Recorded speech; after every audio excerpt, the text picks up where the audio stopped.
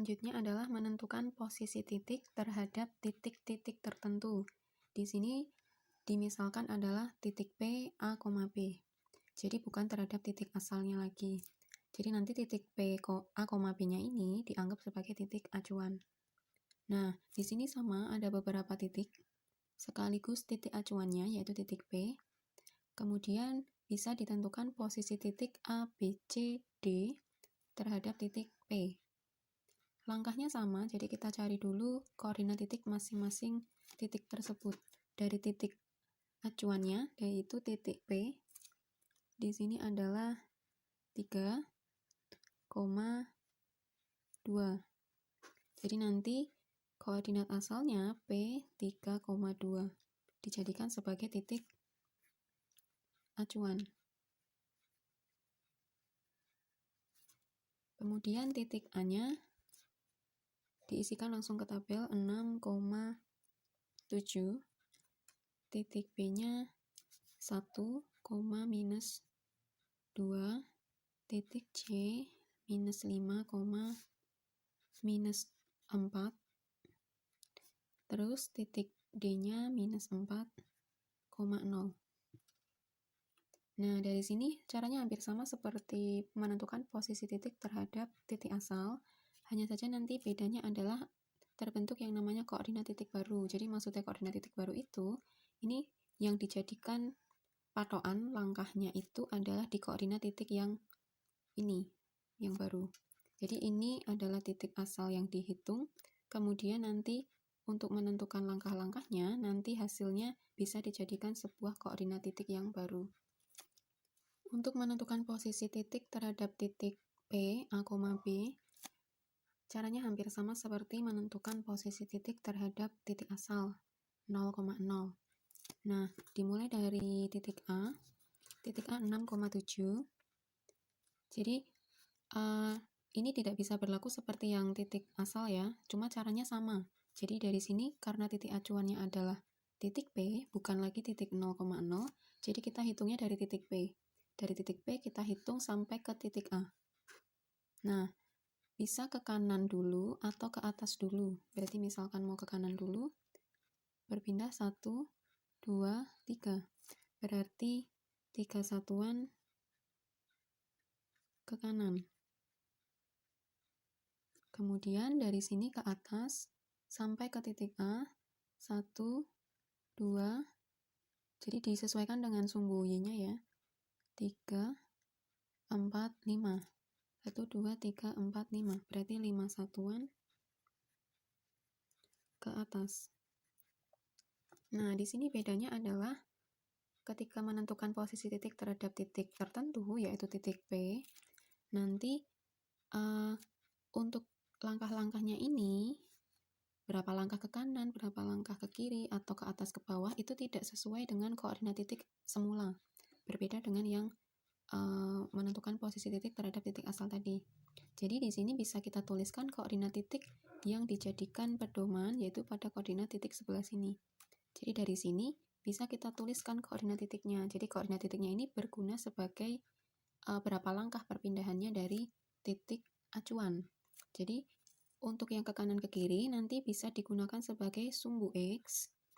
Untuk yang ke atas ke bawah bisa sebagai sumbu Y. Nah, jadi karena ke 3 satuan ke kanan, berarti karena ke kanan kan ke sumbu X positif. Berarti untuk X-nya adalah 3.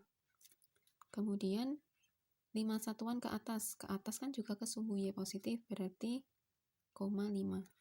Jadi koordinat titiknya adalah 3,5. Jadi 3,5 ini adalah posisi titik terhadap titik asal. Jadi titik A-nya nanti bisa kita tentukan menggunakan koordinat titik ini. Jadi dari sini bisa kita baca posisi titik A terhadap titik P 3,2 misalnya.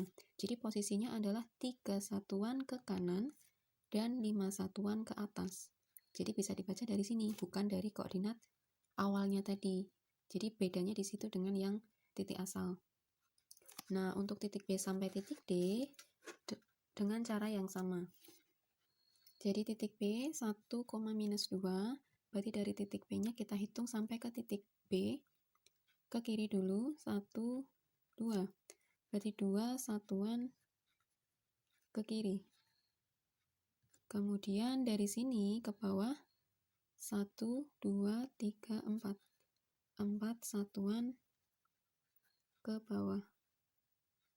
Nah, untuk koordinat titiknya bisa kita tuliskan ke kiri, 2 satuan ke kiri berarti minus 2. Kemudian 4 satuan ke bawah. Berarti ke bawah minus, berarti minus 4.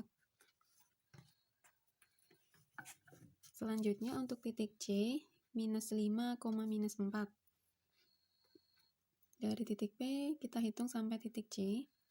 Ke kiri dulu, 1, 2, 3, 4, 5, 6, 7, 8.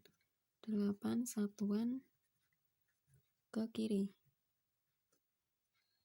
Kemudian dari sini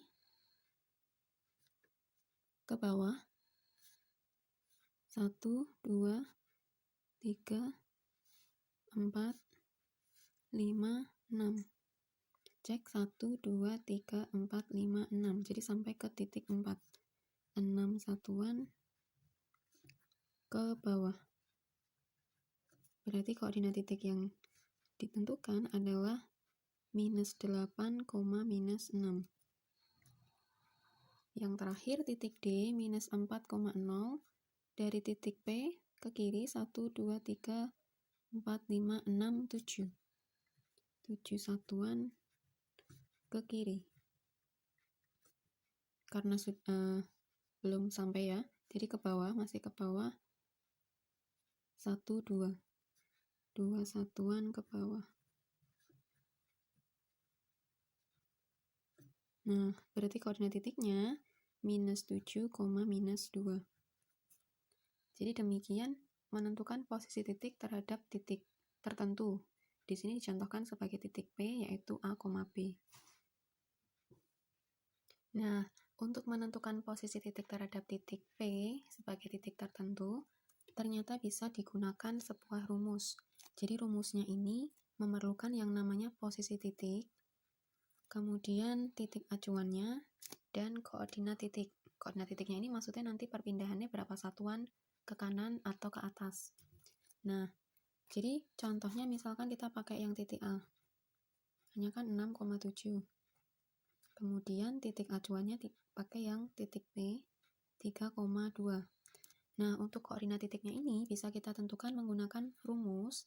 Jadi, koordinat titik yang ini adalah X dikurangi dengan X, berarti 6 dikurangi 3, Y dikurangi dengan Y. Berarti 7 minus 2. Nanti dari sini diperoleh koordinatnya adalah 3,5. Nah, koordinat yang ditemukan menggunakan rumus ini sama dengan ketika kita menghitung manual menggunakan gambar. Jadi ini bisa digunakan untuk semua titik ketika dia ingin dihitung posisinya terhadap sebuah titik acuan. Jadi acuannya bisa titik asal atau titik-titik tertentu. Jadi caranya adalah dengan mengurangkan sumbu X-nya sendiri dan mengurangkan sumbu Y-nya sendiri. Misalkan kita cek yang titik B. 1, minus 2 dengan titik acuan yang sama yaitu 3,2, maka koordinat titiknya adalah 1 minus 3, minus 2 minus 2. Jadi ketemu minus 2, minus 4. Nah, sama. Jadi di sini dari hasilnya ini bahwa nanti posisinya itu bisa kita tentukan langsung tanpa harus menggambar.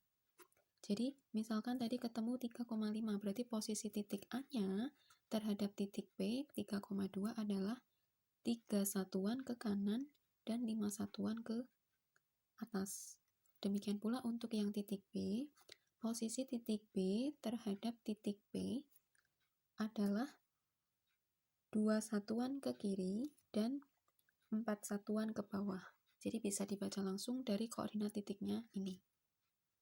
Demikian cara menentukan posisi titik terhadap titik asal dan titik-titik tertentu.